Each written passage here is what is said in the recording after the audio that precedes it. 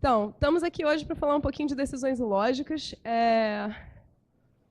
Quem aqui estava no Keynote, conseguiu assistir o Keynote? Ótimo. Então, vocês viram que o Craig falou sobre vieses cognitivos e que a gente tende a se deixar influenciar por esses vieses, certo? A gente vai justamente abordar esse assunto nessa palestra. Bem, primeiro a gente tem que agradecer a todo mundo muito interessado em viés cognitivo, aparentemente. Não vamos resolver seus problemas, desculpa, já quebra logo a expectativa sobre isso. A maioria dos exemplos que a gente trouxe hoje, eles têm mais a ver com equipes de consultoria, com metodologia ágil dentro de equipes de consultoria. E a gente formulou de modo que vocês possam tentar adaptar para suas equipes, para a sua realidade, é claro. Então, rapidinho... Vai lá. Oi. Então, a gente faz parte de uma iniciativa chamada Team of Thought, cujo objetivo é trazer conhecimento sobre agilidade para as pessoas. E a gente geralmente organiza meetups, põe conteúdo online, faz palestra, etc. Eu sou a Andressa Chiara, eu sou Agile Coach na K21. Bem, eu sou Flávio, sou UX Research. Então, vamos... Então, beleza. Então, vamos entrar direto no tema, para a gente não perder muito tempo. A gente trouxe esse quadro, que é mais ou menos o apanhado do... Dá tempo ainda, gente. Just in time. A gente trouxe um apanhado geral. É claro. Vem para cá, gente. Vai falando. Tudo bem. Dá tempo, gente. Vamos. Começou agora. Senta aqui, galera. Sentem aqui na frente. Dá para sentar aqui na frente. Então, a gente trouxe esse apanhado, esse gráfico de apanhados de vieses cognitivos. É claro que a gente não quer que vocês leiam, é só para você ter uma ideia geral de quantos vieses existem. Existem muitos, não tem quiz do BuzzFeed para você saber quantos vieses você tem. Ainda não, por enquanto. Deve ter em torno de 30 ou 40. Fica a dica. Então, mais ou menos rapidinho, só para dar um apanhado, né? Lá na ponta direita superior, informação demais tem mais a ver com distorções visuais, né? Pontos de vistas que geralmente fazem com que você tenha algum tipo de viés, né? Ali na parte de baixo, significados insuficientes, tem mais a ver com a forma que seu cérebro simplifica as coisas, né? Seu cérebro tenta a todo momento economizar energia, logo essas simplificações acabam gerando vieses também. Aqui na parte de baixo, precisamos agir rápido, tem mais a ver com tomada de decisão, né? Então, se você está estressado, se o seu cortisol está alto, isso influencia significativamente as suas tarefas, as suas decisões. Então, esse quadrante aqui verde tem mais a ver com os vieses cognitivos referente a isso. E lá em cima, o que devemos lembrar tem a ver com a sua memória da sua vida, né? De toda a sua vida, o que você generaliza, o que você aprendeu na vida. Então, isso também gera uma série de vieses. Pessoal, olha só. Tenta trazer para cá a galera e para lá. Tem espaço aqui, ó. Para a gente poder fechar a porta, porque está uma barulheira.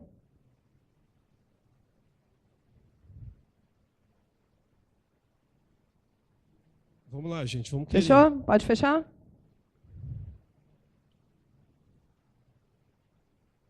Obrigada. Aí, o último a entrar ganhou um prêmio. Então tem 188 vieses cognitivos, muitos vieses. A gente não vai abordar 188, a gente vai abordar em torno desses 6, que são os 6 que a gente viu ao longo da nossa experiência em consultoria, trabalhando com metodologia ágil, que geralmente eles que se repetem nas equipes ou nesse processo entre stakeholder e equipe de método ágil. Então, antes de começar a entrar em cada viés cognitivo, o que é importante a gente abordar? A gente está falando muito baseado em algumas teorias e alguns livros aqui, que a gente vai falar no final quais são, para vocês ficarem de referência. Mas, quando a gente fala de viés cognitivo, a gente tem que entender que a nossa cabeça, a nossa mente, ela funciona com 2 sistemas. O sistema 1 e o sistema 2. O sistema 1 é o sistema do pensamento rápido. E o sistema 2 é o sistema do pensamento lento. O que é pensamento rápido e o que é pensamento lento aqui? Pensamento rápido é aquele que você automatiza os processos. E pensamento lento é aquele em que você usa esforço cognitivo para processar alguma coisa. Então, você gasta esforço, você precisa de foco. Exemplo, quando vocês aprenderam... Quem aqui dirige? Uma boa parte, ótimo. Quando vocês estavam... Na primeira vez que vocês pegaram o carro, depois de pegar a carteira. Cara, eu tenho certeza que todos vocês que dirigem aqui estavam. Não, porque aí o retrovisor, isso aqui, e a marcha. E presta atenção em tudo, certo? Vocês estão o tempo todo muito focados em tudo que vocês estão fazendo. E se alguém tentasse conversar com vocês, cala a boca, que eu estou dirigindo, certo? Não é assim? E aí, uma vez que você internaliza aquilo e você começa a fazer aquilo naturalmente, o que acontece? Você liga o som, você conversa, você cuida do filho, né? Faz o diabo enquanto você está dirigindo, certo? Esse é o processo onde você passa, você internaliza e passa do sistema 2, que é o sistema de raciocínio lento, onde você precisa de foco, para o sistema 1. Ok? Então, o sistema 1, ele é de memória muscular, você está fazendo sem pensar. E o sistema 2 é o que você realmente para e racionaliza o que você precisa fazer. Questões interessantes sobre sistema 1 e sistema 2, e eu tenho uma cola aqui para não falar as coisas fora da ordem, é que quando você gasta esforço cognitivo, o esforço cognitivo ele é um estoque finito. Então, tem pesquisas muito interessantes sobre esse assunto. Uma delas é citada pelo Kahneman, que é o cara que escreveu o livro que fala disso, que é Thinking Fast and Slow. O Kahneman fala que teve um caso em que ele pegava um grupo e botava esse grupo para fazer um cálculo e, em seguida, decidir se eles iam comer salada de frutas ou se eles iam comer bolo. E o outro grupo, ele não botava para fazer o cálculo, botava para fazer uma atividade que não gastasse esforço cognitivo, não gastasse esse foco, e fazer a mesma decisão depois. Vou comer salada de frutas e vou comer bolo. O grupo que fazia o cálculo, chuta o que eles mais queriam comer. Por quê? Porque quando você gasta o esforço cognitivo com uma coisa, você não consegue continuar gastando. É um estoque finito. E para você comer uma coisa saudável, você precisa de disciplina. E disciplina gasta o quê? Esforço cognitivo. Então, ele foi fazer esse teste. E ele aferiu que isso é verdadeiro. Outra questão interessante é que, quando você está gastando muito esforço cognitivo, digamos, por exemplo, que você esteja corrigindo bugs de uma coisa que tem que entrar em produção na madrugada e já são 2 da manhã. Certo? Quem nunca? E você está correndo contra o tempo e você precisa de muito foco. O que você faz? Chocolate, pizza. Por quê? E aí foi o outro ponto que ele testou. Ele colocou pessoas para resolver enigmas, e aí ele contabilizou quantos enigmas, quanto tempo essa pessoa consegue ficar resolvendo enigmas. Quantos enigmas essa pessoa consegue resolver até ela desistir, até a hora que ela diz, já cansei, não dá mais. E aí as pessoas conseguiam resolver, por exemplo, 10 enigmas, em média, até a hora que elas cansavam. Certo? E aí ele fez isso num dia, fez isso no outro dia, fez isso no terceiro dia, no quarto dia ele virou e falou assim, tá, quando chegava no 8º enigma ele dava, então toma um chocolate. E aí a pessoa resolvia até o 14º enigma. Porque quando você ingere glicose, isso gera um boost. Você aumenta o estoque do esforço cognitivo que você é capaz de dar. E por isso, por exemplo, eu geralmente suborno os meus times com comida. Ok? Mas tem que ser comida boa, né, gente? Funciona. Beleza? Pode passar.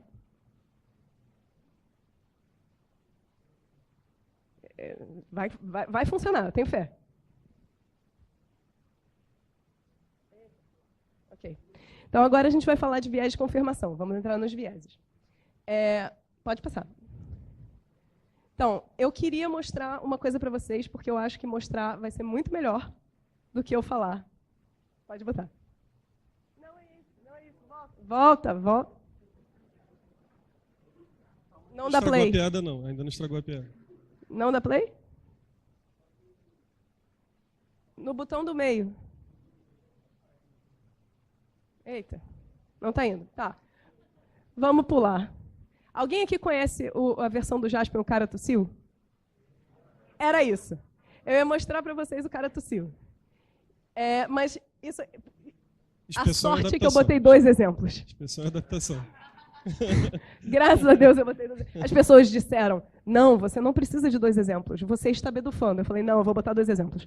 Enfim, porque é um vídeo. O que vocês leem quando vocês fazem leitura labial ao mesmo tempo que tem aquelas frases escritas ali? E aí, alguém consegue ler alguma coisa? Inclusive, o Mama Jama é uma Mama boa Jama. pizza, hein? Ó. A pizza é muito boa do Mama Jama, inclusive. Testem aí. Papai Te Ama é boa. Papai Te Ama é boa. Alguém conseguiu? Papai Te Ama é a versão light, né? Ó. Por que deu treta, galera? Por que deu treta? Por que isso deu treta na internet? Porque a gente estava enviesado. Então, o que a gente viu? A gente viu o cara falando bye bye German. Porque a gente estava esperando, sabe? E isso é o viés de confirmação. É quando você espera, e legenda é ótimo para isso. Todas as paródias são baseadas nisso. Você espera aquela frase, aquela palavra, você espera aquele resultado daquele teste de usuário. Certo? Porque você espera aquilo, você enxerga o que você quer enxergar e não o que realmente está ali. Esse é o viés de confirmação. Pode passar. Então, como é que a gente trata o viés de confirmação? A gente, primeiro, de cara, a gente parte do princípio de que todo mundo tem viés. Por quê? Porque todo mundo tem mesmo. O nosso cérebro é incapaz de estar qualquer coisa que não enviesado. E aí sou eu, você, todo mundo aqui. O segundo ponto é, uma vez que você sabe que está todo mundo enviesado, você começa a tentar identificar quais são esses vieses. Qual é a expectativa? Vamos entender o que eu espero que saia desse teste do usuário? Porque aí eu fico duplamente atenta para checar se eu não estou enviesada. Certo? E isso serve para mim, serve para o time, serve para eu virar para uma conversa com o time e falar assim, cara, gente, eu preciso da porta fechada, pelo amor de Deus. Serve para eu virar e falar assim, cara, mas isso é um fato ou isso é uma expectativa que você tinha sobre isso? Certo? E, por último, cara, usa o viés a seu favor. Então, assim, tá com um stakeholder, você sabe que ele tem aquela expectativa, vai em cima da expectativa do cara. Tenta atender aquela expectativa de um jeito que seja bom para você também. Certo? Pode passar. Beleza. Então vamos falar do caso 2, efeito IKEA, ou IKEA. Todo mundo conhece essa loja, IKEA? IKEA, eu não sei como é que fala em sueco. Mas é uma loja de móveis planejado. Todo mundo já ouviu falar? Vocês vão entender por que esse efeito ele tem o nome dessa loja. Mas antes disso eu queria contar uma historinha muito rápida, que é o seguinte, eu quero que vocês imaginem um time Scrum, um time até bem coeso, com uma certa maturidade, que ao longo de algumas sprints entregaram uma série de features. E aí eu quero frisar que são features e não exatamente valor, mas eles entregaram uma série de features.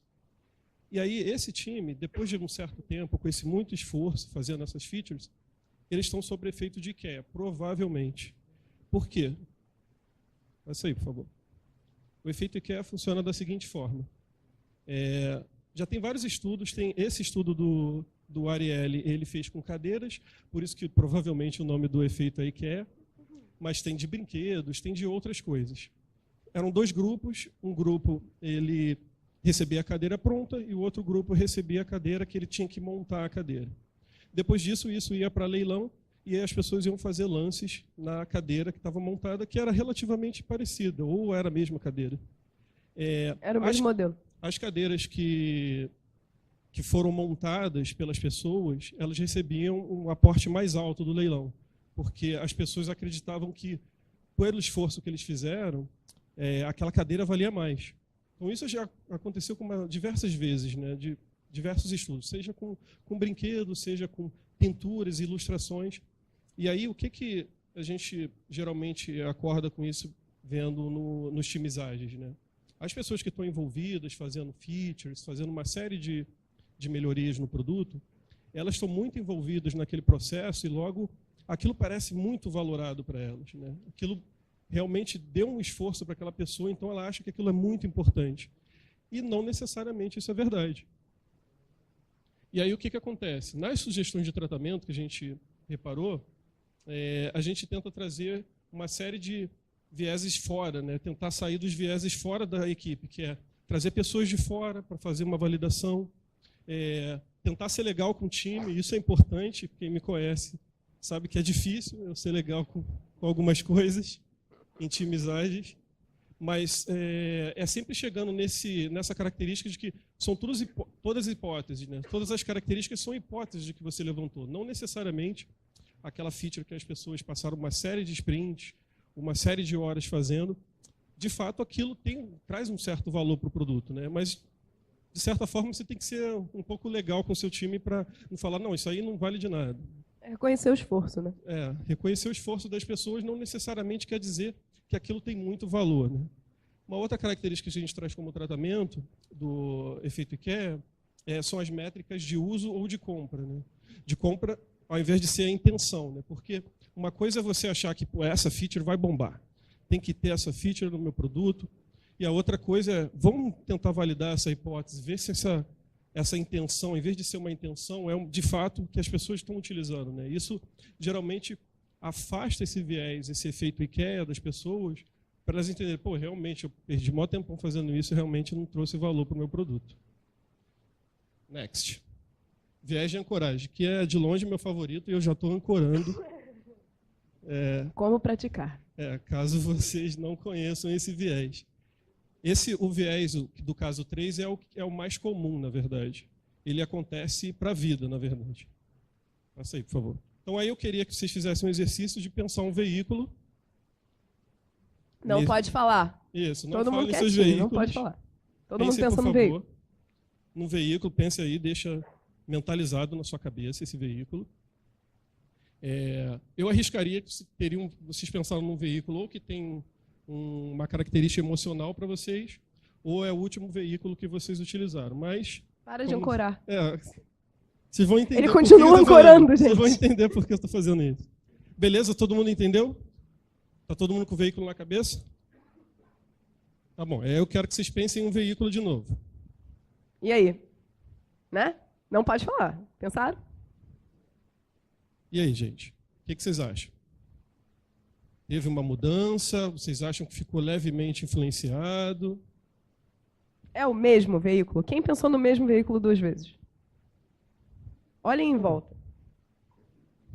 Pode deixar a mão levantada. Agora levanta a mão quem pensou em outro. Olhem em volta de novo.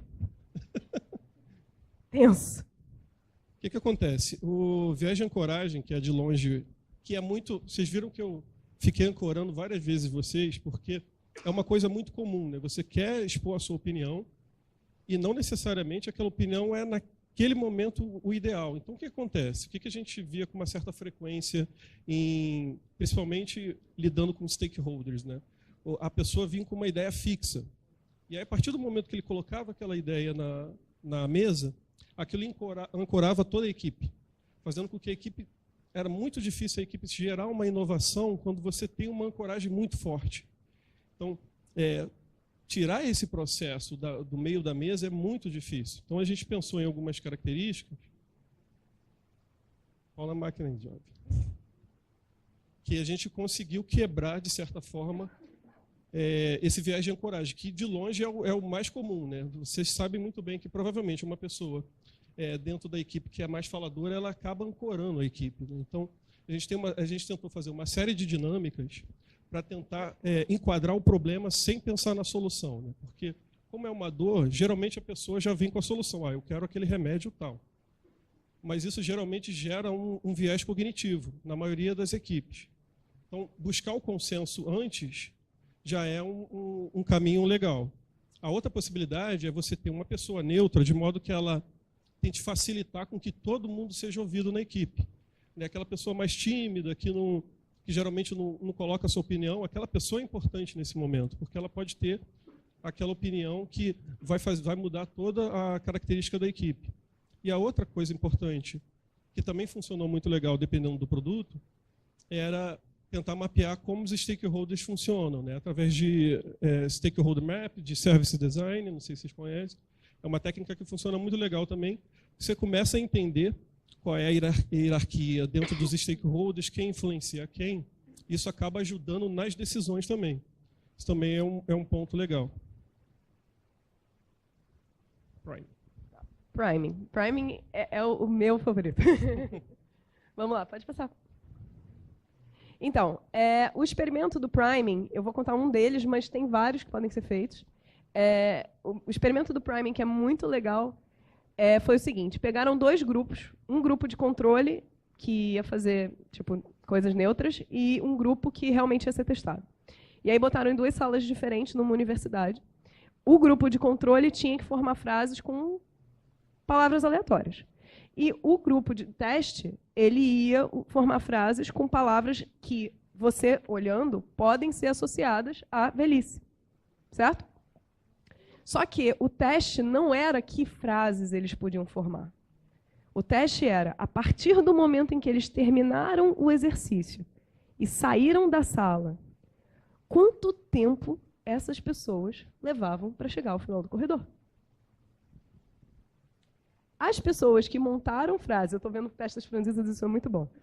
As pessoas que montaram frases com palavras associadas à velhice tinham 30% menor velocidade do que as pessoas que tinham montado frases com palavras aleatórias. Porque a própria ideia de velhice ficou impressa neles. Então, eles andavam mais devagar. É fantástico. É muito maneiro. Pode passar. Então, como é que você pode aplicar isso no seu dia a dia? Né? Primeiro pede para os seus stakeholders, para o seu time, escreverem as ideias antes de falar. Porque quando eles estiverem expressando aquela ideia, eles vão estar imbuídos daquilo. Eles vão estar mais no contexto daquilo, eles vão conseguir se expressar melhor.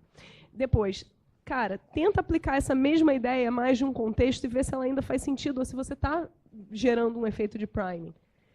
Porque, por exemplo, se eu discuto uma coisa com você e você vê a importância naquilo, qual é a probabilidade de depois da gente conversar, o seu comportamento, quando você vai fazer um teste de usabilidade no meu produto, está impresso com o que a gente conversou, né? Então, tenta pegar contextos diferentes, pessoas diferentes. Não dar contexto, às vezes, funciona também. Troca os pontos de vista. Garante que você está falando com pessoas completamente diferentes umas das outras, para evitar que o priming aconteça quando você está tentando tomar uma decisão. Você tem que... Se você quer uma resposta positiva, por exemplo, você está procurando investimento para o seu produto. Então, conte histórias positivas. Conte histórias de sucesso. Porque se você chegar para o seu investidor e falar assim, não, porque aconteceu isso, foi uma falha, não sei o quê, e você começar a falar muito de insucesso, ele vai estar com insucesso na cabeça. Agora, se você contar cases de outras pessoas, inclusive, que foram sucessos, qual é a probabilidade dele estar com um efeito positivo e ver o seu caso como uma possibilidade de sucesso também? Certo?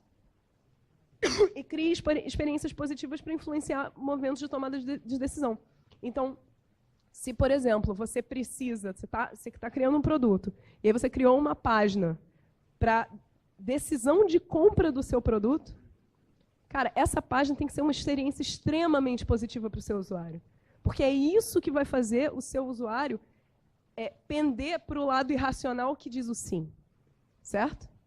Porque ele vai haver uma tomada de decisão racional no meio também, de se aquele produto faz sentido para ele. Sim, mas a gente pode influenciar ele positivamente para entregar esse valor também, certo? E isso complementa a decisão racional dele. Disponibilidade. Também é muito comum o viés de disponibilidade, mas ele é mais comum. Ele é comum também nas equipes de produto, no entanto, ele é mais comum na vida, na verdade. Passa aí para mim, por favor. Então, beleza. Dessa lista aí que a gente levantou, qual é o país que vocês acham que tem mais corrupção, que é mais grave a corrupção? Fala aí. Não, o mais. Todos, o mais. Rússia, Coreia do Norte. Quem mais? Angola.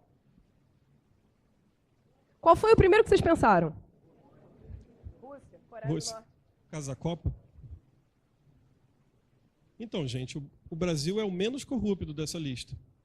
O Brasil está em 74, se eu não me engano. Acho que o mais corrupto é a Somália, né? O Brasil é um meio termo, ele está na média da lista completa. Por incrível que pareça. Pois é, notem como isso surpreendeu vocês.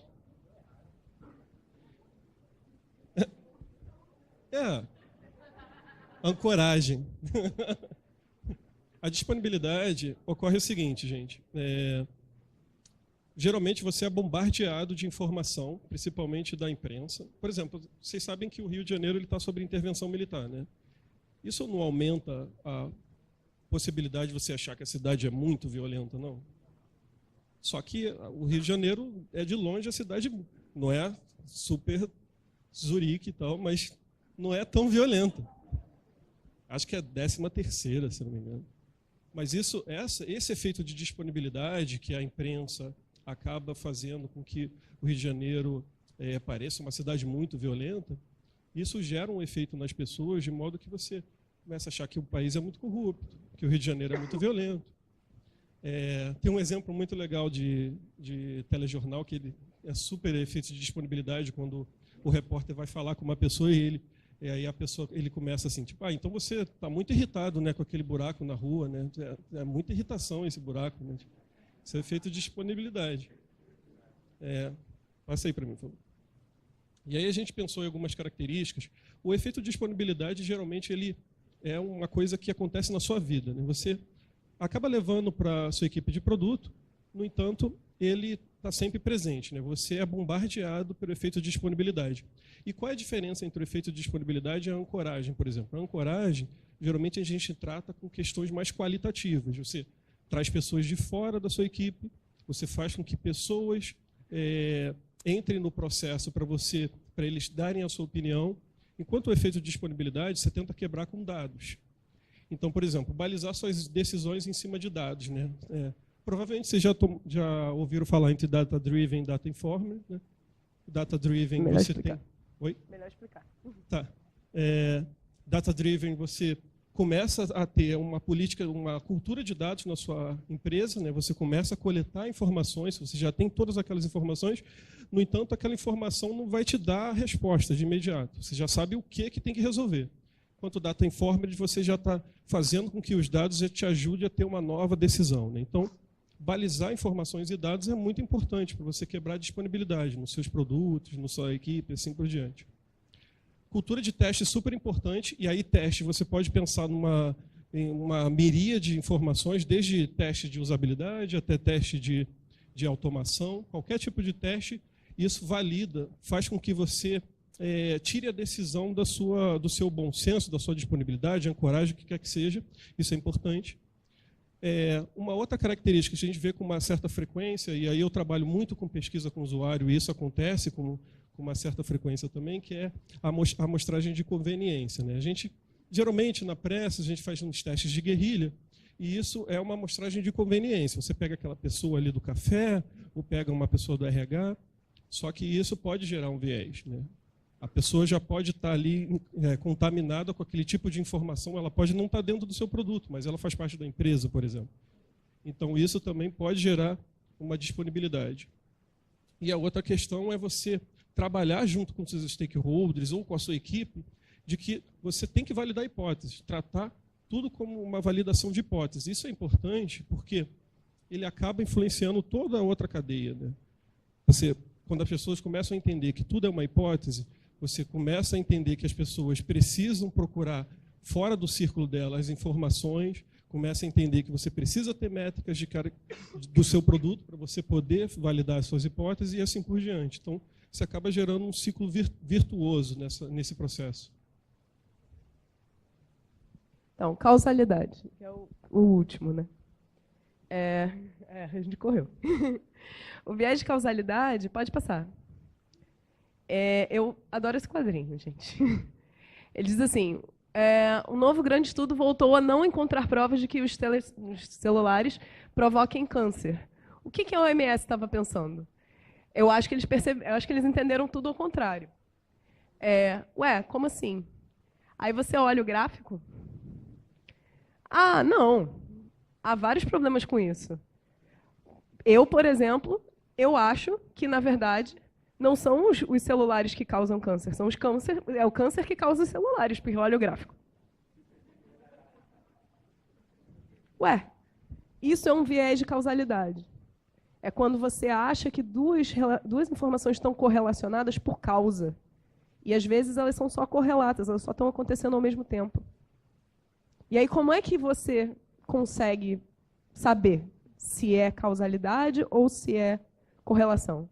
Pode passar. É que a gente brinca falando que você está misturando maçã com banana também. Primeiro, você aplica testes AB para entender. Tipo assim, mas se eu fizer dessa forma, será que o mesmo número se repete? Se eu testar por exemplo, se eu testar em outro cenário, será que as pessoas se comportam da mesma forma? Certo? Vamos fazer um teste AB. O Netflix faz isso muito bem. Tipo, eles pegam o pôster, né, da imagem da série e tal, e eles ficam testando. Com essa imagem, será que funciona? E com essa, e com essa, e com essa. Será que a pessoa não está clicando na série porque a série não é legal e não é atrativa, ou será que é só a imagem que não está atrativa? Vamos fazer um teste AB. Né? Desconfie de dados sem contexto. Se você tem uma afirmação solta, cara, para e fala, então, eu preciso entender o contexto disso. Qual era a situação em que isso foi testado? Como é que a gente chegou a essa conclusão? Se você está trabalhando com uma amostra muito pequena, cara, aí entra até no que o Nazário falou. Se você trabalhar com uma amostra muito pequena, você vai cair em algum viés. E aí pode ser que você decida fazer isso. Mas tem que ser uma escolha muito consciente e você tem que estar ciente do risco. E busque sempre entender a metodologia por trás de qualquer pesquisa. Assim, às vezes é um pé no saco. Não vou negar. Mas se você não fizer isso, você está assumindo o risco de estar fazendo um investimento num produto, por exemplo, gastando o tempo do seu time para criar uma coisa que ninguém vai usar. Então, você ler a metodologia da pesquisa e tentar entender o contexto é um esforço muito menor do que o esforço que o seu time vai fazer construindo uma coisa que vai ser jogada fora. Beleza? Então já estamos... Você pode falar do Kahneman, que é o livro que você mais adora. Então, a gente trouxe algumas sugestões. É claro que o assunto não se esgota, como vocês podem ter percebido, você tem 188 vieses, que é a possibilidade de você ter algum desses rodando no seu time é batata. No entanto, também não quero que vocês saiam daqui, vamos fazer um acordo aqui entre nós, de não ficar tentando caçar os viés. Não, esse cara aí está com IQ Effect. Não, esse aí está com... Não é para você levar isso para sua vida. Não façam isso, porque esse é o trabalho dessa pessoa. Não façam esse tipo de coisa, porque isso é coisa de psicótico. Esses 3 livros são ótimos. O do Dan Ariely, ele fala uma série de viés cognitivos, mas mais relacionado a comportamento econômico. O Rápido e Devagar. O Thinking Fast and Slow, que é Rápido e Devagar, eu nunca sei a tradução. É um livro que é muito recomendado para quem está trabalhando tanto com time quanto com produto. Com produto, porque você precisa entender como é que o seu cliente, como o seu consumidor, como o seu usuário funciona, certo? E quando você fala de time, você vai ter que lidar com os vieses cognitivos para que o time comece a trabalhar como um time, não como um bando desordenado, certo? Então, quando você começa a trabalhar os vieses cognitivos e atacar cada um deles, identificar eles e começar a virar e falar assim, tá, mas que dinâmica a gente pode aplicar para tratar esse viés que eu já percebi que o meu time sempre está caindo? Então vamos usar essa dinâmica para ver se a gente consegue tratar esse viés e consegue nivelar o time. Por exemplo, eu tenho aquele bendito daquele líder técnico sênior que sempre ancora a bodega dos infernos do demônio da estimativa. O cara fala 13, não vai ter mais ninguém com 2 nunca mais na vida. O estagiário ia botar 2, ele teve uma ideia, ele não vai falar. Ele vai falar, eu vou ali. Certo? Então, que dinâmicas você usa para tratar cada um dos vieses? Né? Esse livro, ele não fala de dinâmicas de agilidade, mas ele dá muitos insights de como atacar cada um, como identificar cada uma e como tratar cada uma, certo? E a nossa última recomendação, esse O Mais Rápido e Melhor, é do mesmo autor do Poder do Hábito, né? Ele está na seção de autoajuda, gente, mas não é autoajuda, não. A gente jura que não é autoajuda. A gente jura que não é autoajuda. Fala muito de produtividade. Tem lá o caso, em um dos capítulos, falando sobre software. Tem o caso do software do FBI, que é bem famoso por causa do Jeff Sutherland. E esse livro é muito legal porque ele dá vários pontos de vista do mesmo problema. Então, ele também ele fala sobre uma série de outros vieses, mas ele fala muito de produtividade, né? De como é que você faz com que as pessoas tenham um propósito para você direcionar o seu time. E isso é muito legal também. Então é isso, gente. Espero que tenha sido útil.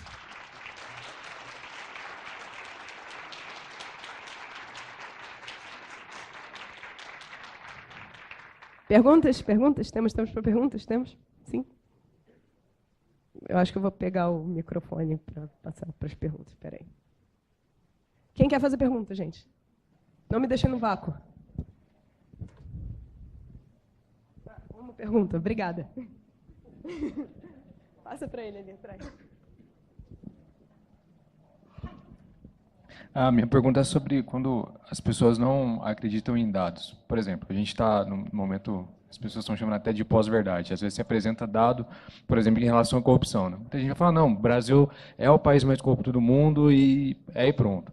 Até em relação à política, as pessoas de direita e esquerda acreditam no seu candidato e não importa se você apresenta dados, elas vão continuar acreditando. E tem muito disso na nossa área, as pessoas às vezes têm paixão por alguma coisa, porque vai ter que dividir microserviço e aí pronto, eu acredito que é assim, e você apresenta dados e as pessoas não aceitam. Você conhece alguma técnica para quebrar isso?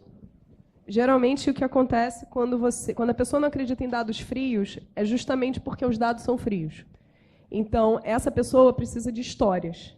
Ela precisa empatizar com a pessoa que está sofrendo aquele problema. E aí, o que você faz? Se possível, tipo, se você está falando de dados de pesquisa de usuário, por exemplo, traz o usuário. Bota o usuário para contar a história dele para essa pessoa.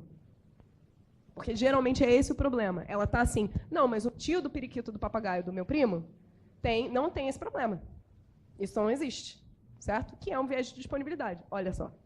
Né?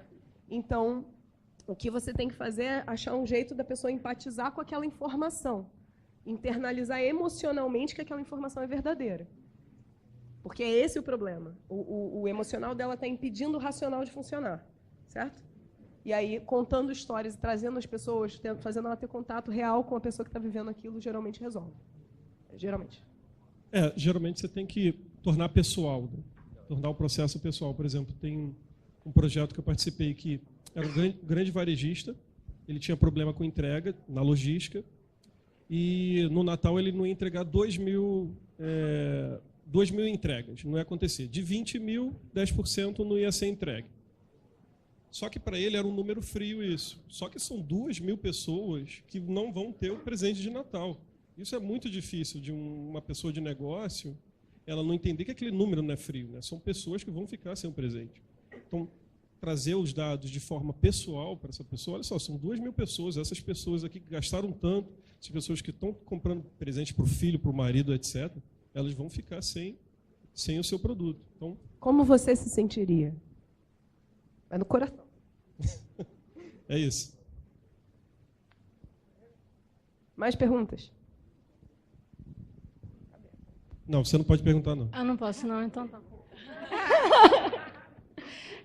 Vocês falaram de usar o viés da pessoa a seu favor. Como funcionaria, tipo, um exemplo? O viés da pessoa a seu favor. Tipo, o stakeholder tá com aquela parada na cabeça. Ancorado. Isso. Tá, por exemplo. Se ele está ancorado com uma hipótese, digamos que ele cismou que aquela solução é a solução. Né?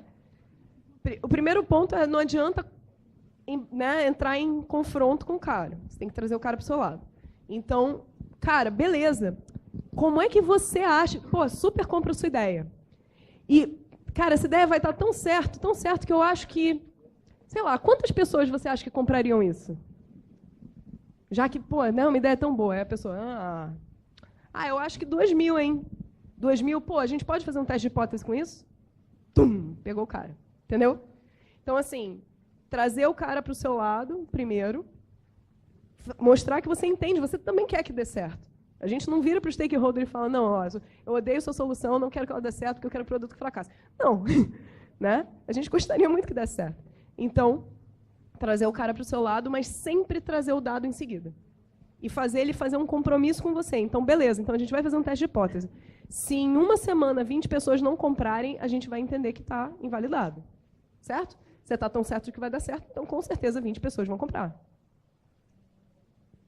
E aí deixa. Pode ser que dê certo, pode ser que não.